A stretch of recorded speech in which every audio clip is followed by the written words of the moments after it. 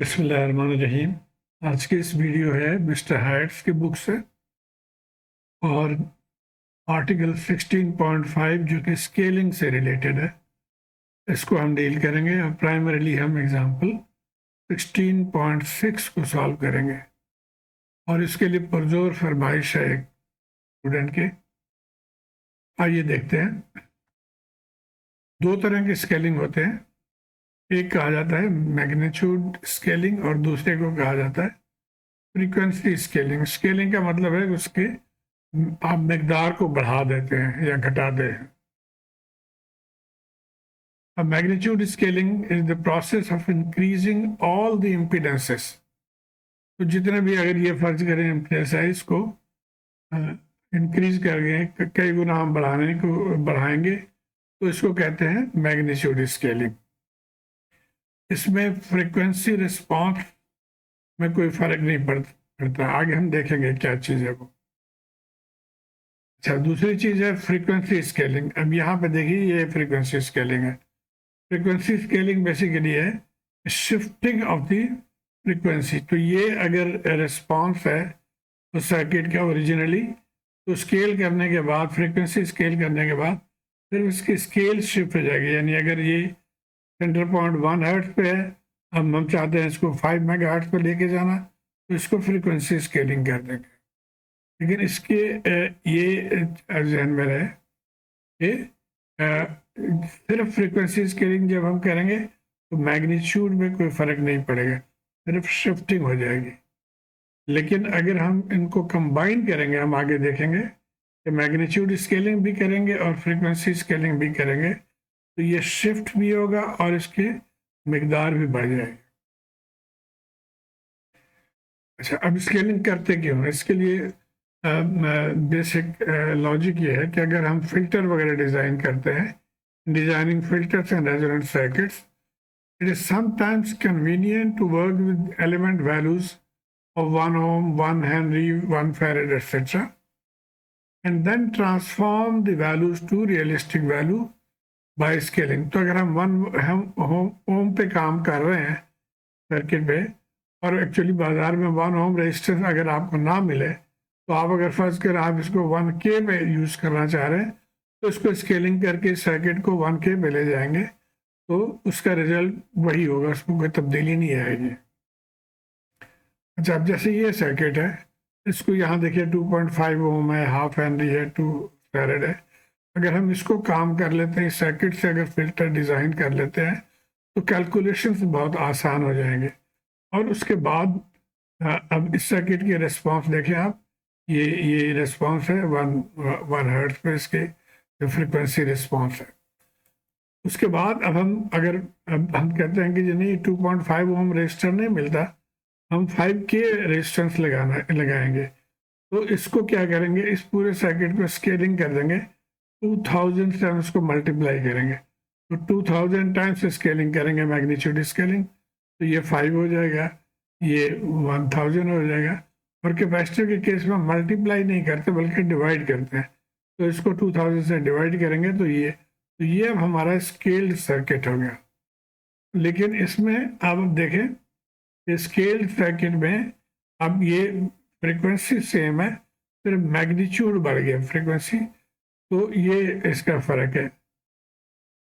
और अगर हम ये, जैसे मैंने पहले भी बताया था, कि अगर हम मैग्नीट्यूड के साथ फ्रीक्वेंसी भी इसको स्केल करते, तो ये शिफ्ट हो जाता है। इसका मैग्नीट्यूड तो ऑलरेडी इंक्रीज कर गया, 5 किलो, 2.5 ओम के बजाय 5 किलो पे आ गया। और फ्रीक्वेंसी शिफ्ट करते तो ये शिफ्ट होकर इस तरफ कहीं पे आ जाता। अच्छा, अब एग्जाम्पल को हम देख लेते हैं। एग्जाम्पल कह रहा है जी, scale the network shown in figure. तो ये नेटवर्क है, इसको स्केलिंग करनी है। और के एम जो है मैग्नीट्यूड स्केलिंग है, वो 20 टाइम्स आपने करनी है। और के एफ जो फ्रीक्वेंसी स्केलिंग है, वो 50 टाइम्स करनी है। एंड फाइंड जेड इन, उसके बाद जेड इन मालूम करना है ऑफ द स्केल्ड नेटवर्क। तो जो ये नेटवर्क है स्केल्ड, जब इसको हम स्केलिंग कर लेंगे, तो जो नेटवर्क है उसके हमने जेड इनपुट मालूम करना। अच्छा, तो ये हमने नोट कर लिया, दोनों हमारे मल्टीप्लाइंग फैक्टर है। और ये कुछ जो फार्मूलाज हैं आपके बुक में ये दिया हुआ कि अगर रेजिस्टेंस है तो उसको आप के एम से मल्टीप्लाई करेंगे, मैग्नीट्यूड, और फ्रीक्वेंसी का तो रेजिस्टेंस पे कोई असर नहीं पड़ता। और अगर इंडक्टर है तो मैग्नीट्यूड से आप मल्टीप्लाई करेंगे और फ्रीक्वेंसी कंपोनेंट से डिवाइड करेंगे, अगर आप दोनों कर रहे हैं, यानी मैग्नीट्यूड फ्रीक्वेंसी स्केलिंग दोनों कर रहे हैं तब। इसी तरह कैपेसिटर में मैग्नीट्यूड से भी डिवाइड करना है और फ्रीक्वेंसी से भी डिवाइड करना है, तो ये ध्यान में रखना है। अच्छा, तो अब हम पहले इनको इन वैल्यूज को हम स्केल कर लेते हैं। तो जैसे हमने सी का देखा कि के एम और के एफ से डिवाइड करना होगा, और तो हमारे सी इस सेकंड में 0.05 है और के एम 20 है और के एफ 50 है।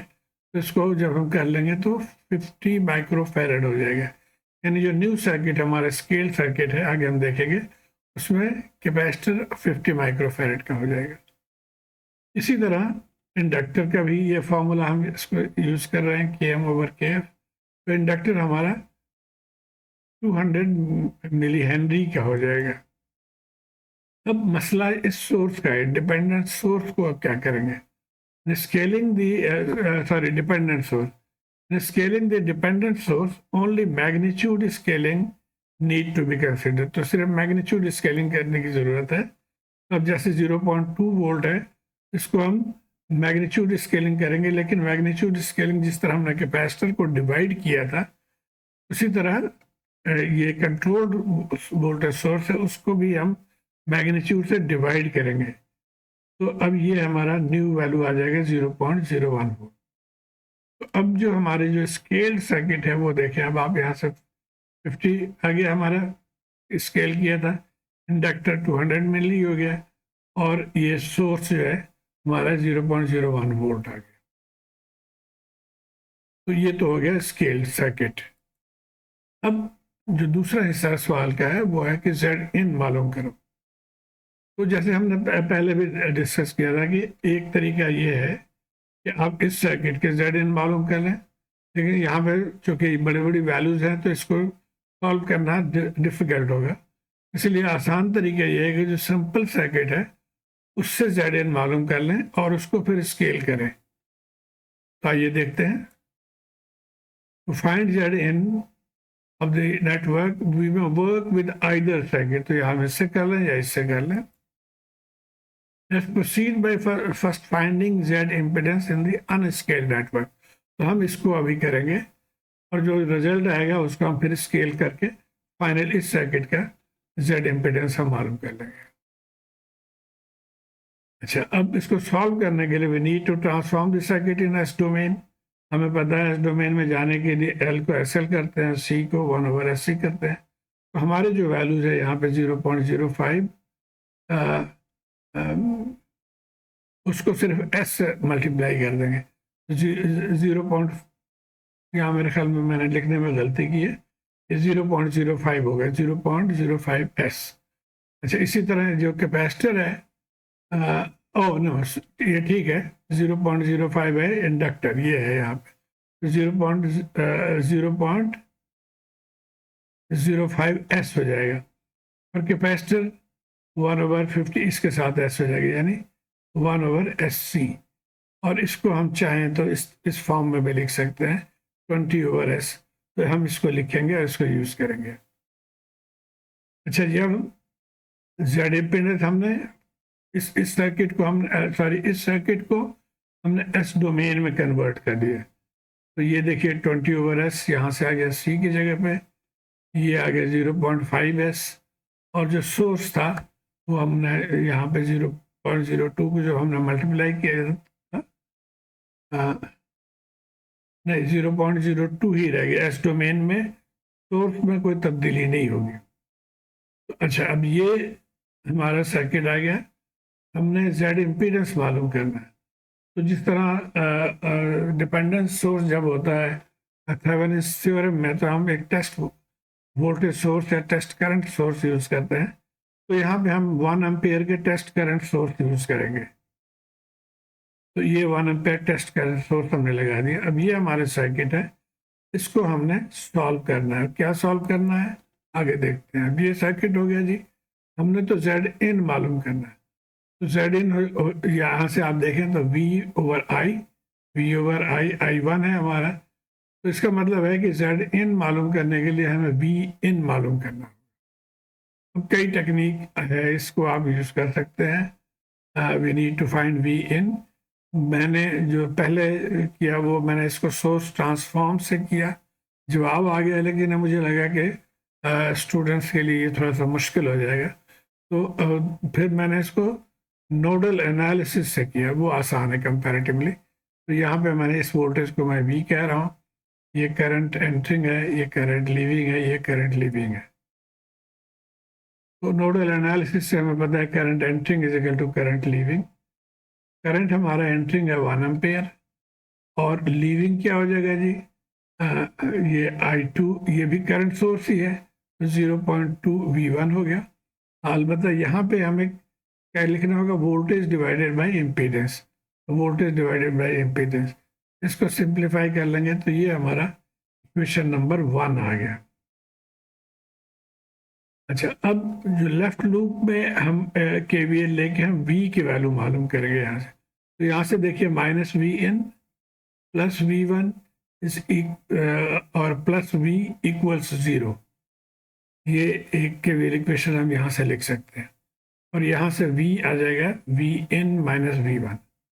तो इस V को अब हम V in और माइनस V1 से रिप्लेस करेंगे। तो इसको इक्वेशन 1 में डाल दिया, तो अब हमारा ये इक्वेशन आ गया। अच्छा जी, अब इसको हम थोड़ा सा रीअरेंज कर रहे हैं। इसको वी इन को हम यहाँ रख रहे हैं और बाकी ट्रांसफर ले गए दूसरे साइड पे। तो ये हमारा इक्वेशन नंबर 2 आ गया। अच्छा, अब हम यहाँ पे थे, वी इन हमने इस तरह से मालूम कर लिया था। अब इसको मजीद सिंप्लीफाई करेंगे, इसमें से हम V1 को निकाल देंगे। और V1 अगर यहाँ से देखें तो V1 क्या है कि I इंटू इम्पीडेंस, I है 1 इंटू इम्पीडेंस, इम्पीडेंस 20/S है। तो ये जहाँ जहाँ पे V1 है वहाँ पे हम 20/S लगा देंगे। तो यहाँ पे हमने 20/S लिख दिया और यहाँ पे भी 20/S लिख दिया। और इसको जब हम सिंप्लीफाई करेंगे एक दो स्टेजेस के बाद, तो इस फॉर्म में आ गया, ये हमारा वी इन हो गया। अब Z in, V in over 1 है, तो ये जेड इन आ गया हमारा। अच्छा, अब हमने जो जेड इन हमारे जो पहले वाले सर्किट से निकाला था, हमें एक्चुअली तो दूसरे सर्किट से निकालना था।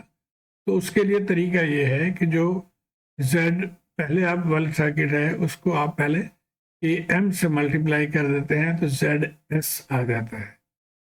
उसके बाद जो रिजल्ट आएगा उसको फ्रीक्वेंसी से, फ्रीक्वेंसी फैक्टर से उसको डिवाइड करेंगे, तो ये फाइनल रिजल्ट आएगा। अब आइए देखते हैं हम कैसे करेंगे इसको। तो ये हमने मालूम कर लिया था, अब उसको हम Z' निकालेंगे। ये हमारा फॉर्मूला आ गया कि M से हमने इसको मल्टीप्लाई करना। तो Z' क्या हो गया, KM इंटू ZS। अब ZS हमारा Z in है, तो और KM हमारा 20 है, 20 से Z in को मल्टीप्लाई कर देंगे, तो ये हमारे पास आ गया है इक्वेशन। अच्छा, अब Z" के लिए यानी फ्रीक्वेंसी से इसको डिवाइड करना होगा। तो अब यहाँ देखिए ये S ओवर KF, तो ये जहाँ जहाँ पे भी S है उसको S ओवर KF, यानी KF हमारा 50 है, S ओवर 50 लिख लेंगे। यहाँ पे भी S ओवर 50, यहाँ पे भी S ओवर। और इसको भी हम सिंप्लीफाई करेंगे, 2-3 स्टेजेस आप इसको गौर से फॉलो करते जाइए। यहाँ पे आ गए हम, और इसको, ये हमारा फाइनल आंसर आ गया। ये Z इन स्केल्ड के लिए आ गया। तो यही आंसर है। उम्मीद है आप इसको फॉलो कर पाए होंगे। थोड़ा मुश्किल ज़रूर है, लेकिन अगर आप 1-2 दफ़े इस वीडियो को देखेंगे तो ये टेक्निक आपको समझ में आ जाएगी। मुझे अपने फीडबैक से ज़रूर आगाह कीजिएगा और अपने दोस्तों यारों में शेयर करिए, सब्सक्राइब करिए। शुक्रिया।